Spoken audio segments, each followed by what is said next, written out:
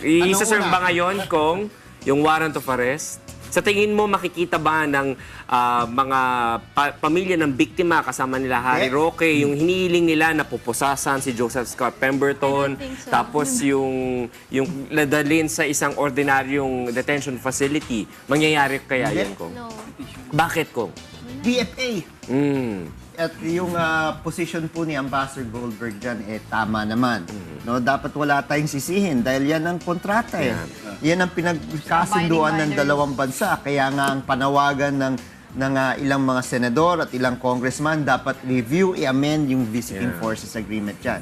So, sino ang dapat sisihin? Hindi yung kasalukuyang administrasyon. Pero kung sino yung mga pumasok dyan sa agreement sino yung mga na yan. nag-negotiate.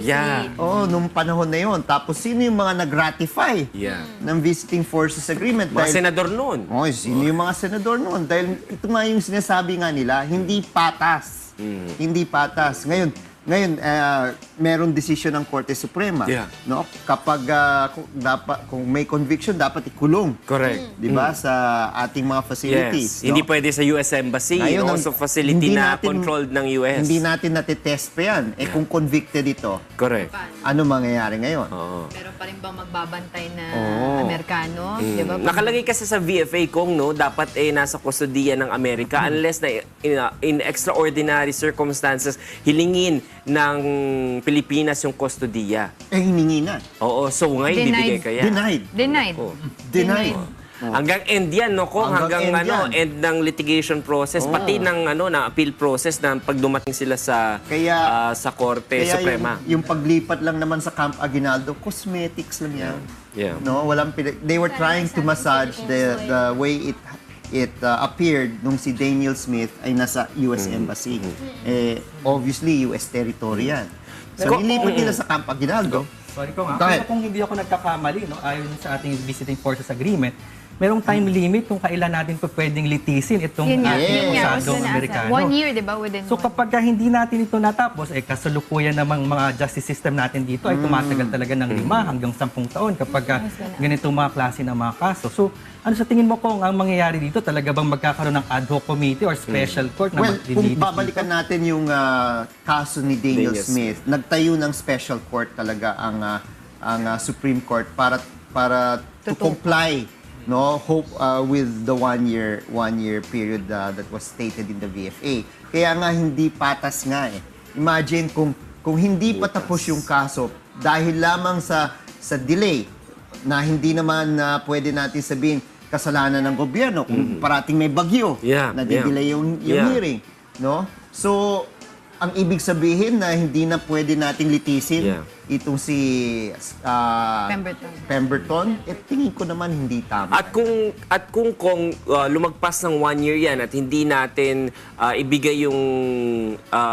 sa US yung kustodiya kay Pemberton totally, no, at saka pagbigyan na siyang paalisin sa Pilipinas, baka ituring na United States ng material breach yun ng VFA. So baka lalo pang makasama rin dahil tayo yung mabibreach. Pero kung what is it in the psyche of Filipinos na kailangan makita ba talaga ng mga biktima yung akusado na nakaposas, na dinadala sa ordinary cell? I think yun yung maling notion with the warrant of arrest. Kasi if you consider warrant of arrest, it's just to ensure na yung body ng accused ay maipresenta sa korte para magkaroon ng jurisdiction yung korte doon sa akusado, no, para umusad yung kaso. So yun lang yun no, pero nasanay kasi tayo sa TV, etc., yung mga melodramatic TV natin na talagang pag kapoposasan kayo di ba? Tapos parang kunwari nagpapapalag-palag pa yung akusado tapos dadalhin doon sa facility. So I think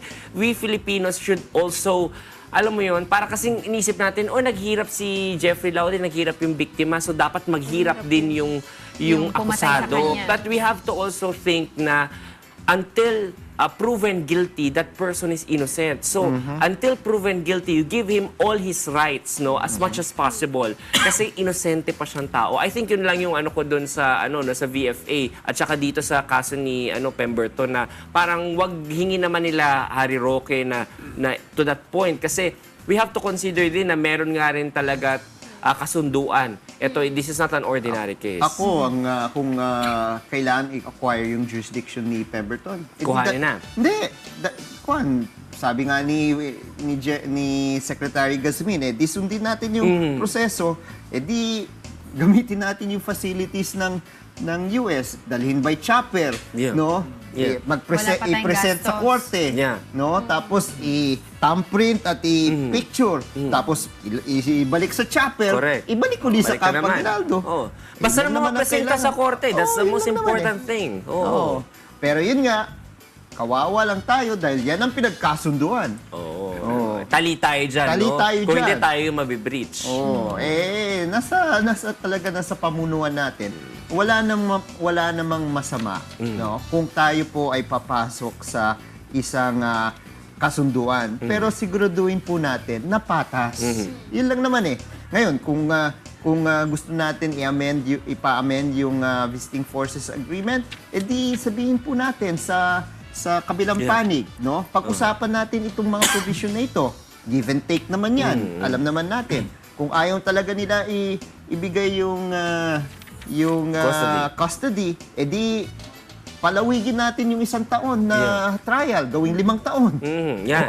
Ano to? At least mas fair yun. Di ba? no? May ganun let's be fair, no? Hindi yung conditional yung pagbibigay ng custody tapos parang lalagyan mo ng provision na 1 year lang dapat matapos yung trial, 'di ba? So parang alam naman ng lahat ng parties dito, whether Philippines or US, alam nila na that's really impossible in our justice system here, 'di ba? Meron akong tanong, please educate us mga lawyers dito. Meron bang possibility na ang BFA ay ma-TRO, ma-temporary restraining order? Hindi. Wala. Kasi kung Ratified. And I think it passed the Supreme Court already, the constitutionality of the BFA. So hindi na matitiyaro yan. So that will stay as is, no? So marami tayong pwedeng pag-usapan. Yung pag-deny ng NBank ng Sandigan nga. Bayan. No? Oo, mainit yun. Oo. Isa pang himalang.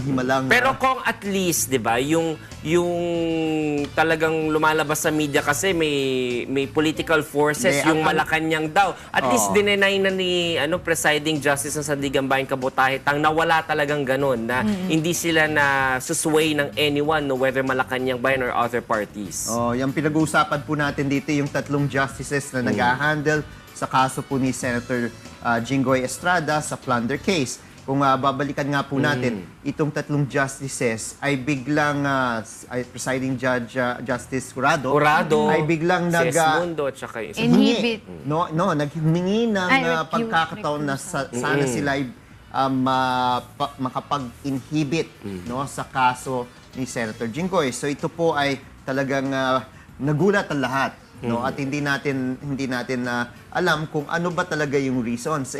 Nilalagay lang nila personal reasons, but I think the public has the right to know if you're going to inhibit and there is really justifiable reasons to inhibit, the public will not stop you. Correct. But if you don't have a real reason, then why? wala. Sinasabi nila doon kasi parang may death threats daw itong mga justices na to, but it's not enough reason for them para mag-back out Alam mo, dun sa kaso na yun. yung being a judge, and lawyers know this, no?